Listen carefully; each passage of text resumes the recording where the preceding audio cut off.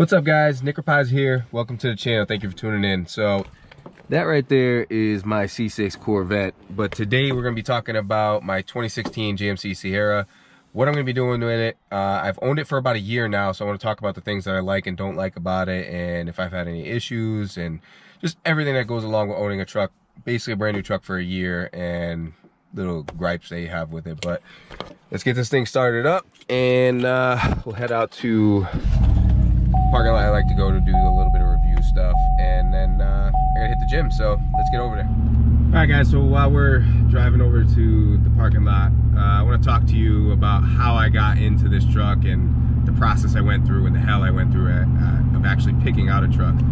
So originally last winter, right before winter, I wanted to get a truck because I didn't want to drive my Corvette through the winter anymore. I wound up putting a deposit down on a 2010 Chevy Silverado 1500 LTZ, full leather, fully loaded.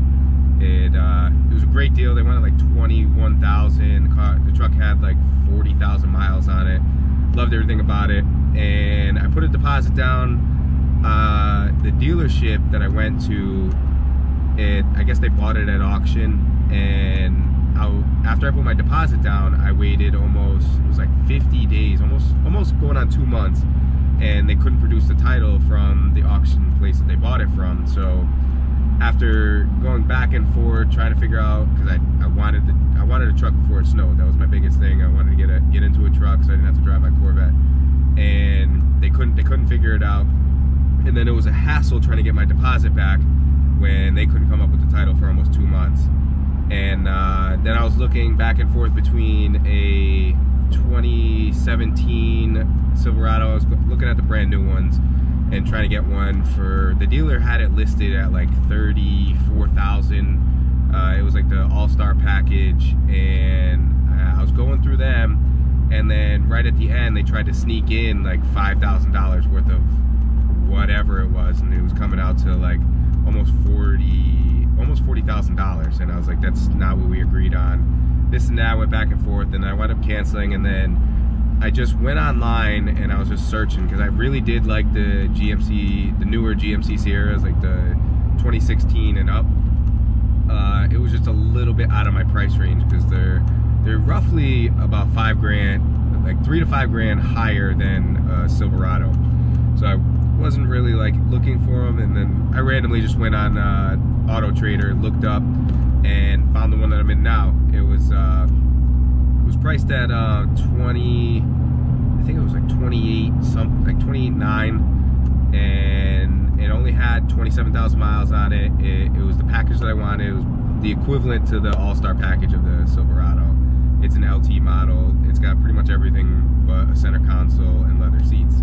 So I was real happy with it. Went down there, and it just so happened like that day I got my deposit back from the other place, and I walked in, test drove it, have everything written up, and then 4 days later I was in this truck. And it was like almost a 3-month process. And the shit thing of it is too, I already had financing, and the place that I was looking at the first truck, when I put a deposit on, they said that they would try to beat the financing company that I already had, and I had Capital One, and I was like, all right, I'll let you guys try and beat the rate that the other guys were giving me. And they wind up running my credit like 20-something times, and at the time I was in process of buying a house and this and that, and it just, everything I went through with that dealership just aggravated the hell out of me and just threw everything off. And then I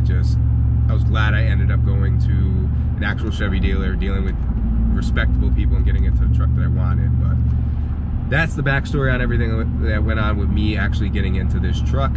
And we're almost at the parking lot, so I'll park, get out, show you around the truck, and we'll talk about everything that I like and don't like about it. All right guys, so we got to the parking lot. This is the truck itself. It's a 2016 GMC 1500 Sierra. It's the LT package. I wanted the actual crew cab, but I ended up with this. It's the extended cab. I'm very, very happy with it. It's still on stock suspension. As I mentioned in other videos, I did delete the old muffler system and one of the resignators. I will be doing long tube headers and a catted Y pipe for it, so that'll be coming soon, along with an intake, just to free up some horsepower, get a little bit of gas mileage. It does have the 5.3 in it. Like, one of the biggest things that I loved about when I was looking for this truck is just the front end on this. I really did wish it had the paint match, but I think we're gonna end up wrapping the truck anyway.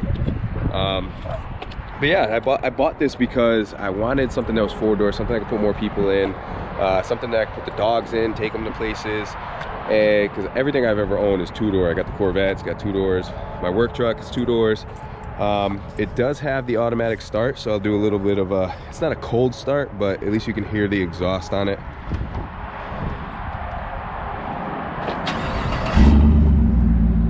So it's nothing crazy loud. It just gives it a little bit more of a rumble. And I just like the way it sounds, and I hope it sounds a lot better when I do the long tube headers on it. But let's get into the interior and for the most part talk about the little things that I like and don't like on this thing. So let's just turn this off real quick.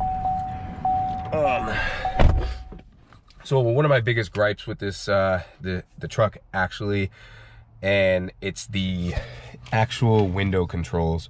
So when you're sitting in this truck and you have it where you want to be and your hands just resting here, and I do it all the time, I'll always end up rolling down the rear windows before I roll down the front. So it's kind of aggravating. It's something that you wouldn't think of, but the placement of these switches, it's just a little bit awkward for like a seating position. Maybe if you're smaller and you're up here, but for me, this is like natural resting, and that kind of sucks. But all in all, I couldn't be any happier with like the updated gauges. It's got all the walkthroughs on it, so you can see a timer, engine hours, everything. Oh, let me turn that off real quick. The radio connects to my phone immediately. That was a big thing I wanted. It's got Apple CarPlay.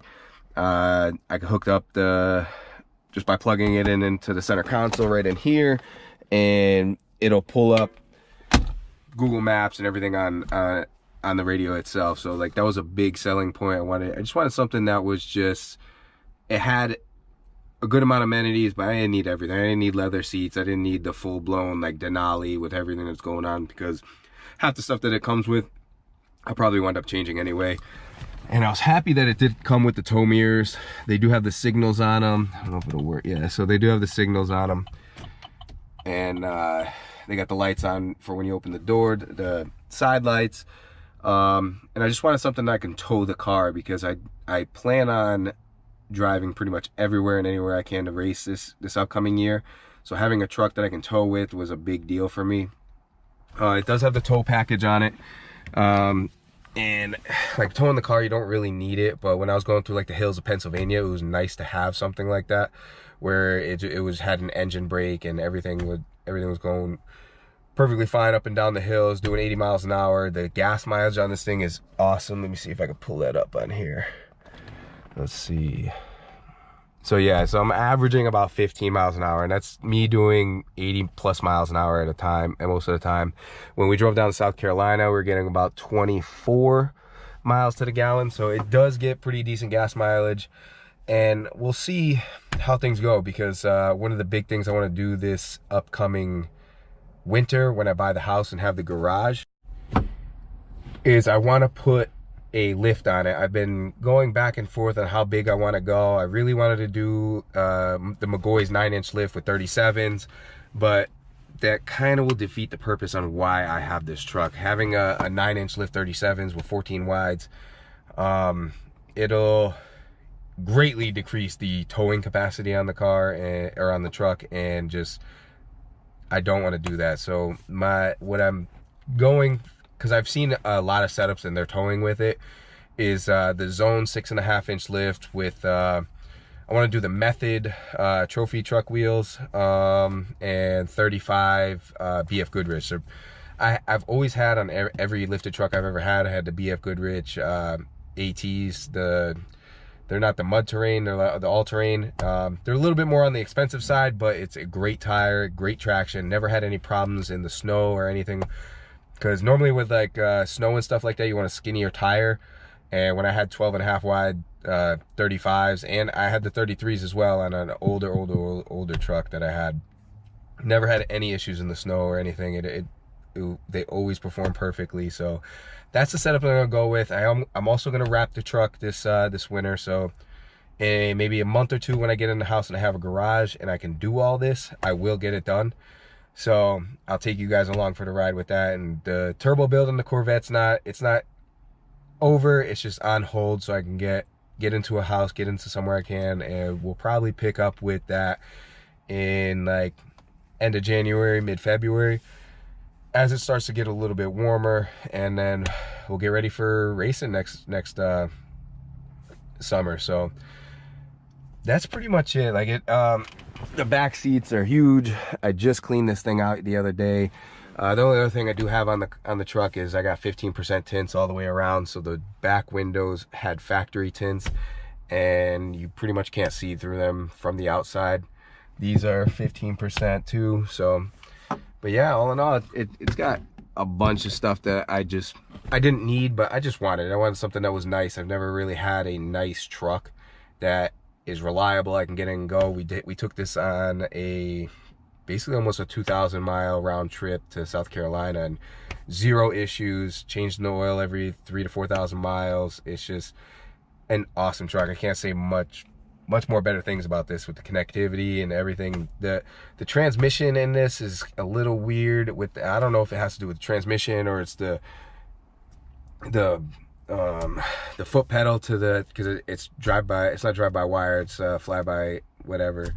And when you hit the gas in this thing, it seems like there's a delay between the gas pedal and when it actually starts going. So, but other than that, it's got a decent amount of power. It is the 5.3.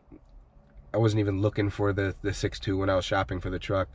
I know the 5.3 motors are bulletproof. I do want to delete the V8 to V4 thing and maybe put a mild little cam in it, or see where it goes. But as of right now, we're just gonna go with long tube headers, intake, and then a lift, and just go from there, see what it looks like. And yeah, that's about it. So I know I've been sick for the past week, haven't been uploading, but now that I'm back, I'm gonna have probably 2 or 3 videos this week. So I hope you enjoyed this video. Please let me know if you have any questions at all about the truck. I absolutely love this thing. I've had it for about a year. I didn't even look at the Fords or the Dodges or anything like that. I just like the style, I like the motor, like the transmission in the thing, and yeah, that's why I bought it. But I hope you enjoyed this upload. If you did, please give it a big thumbs up. Don't forget to subscribe, and I will talk to y'all later. Peace.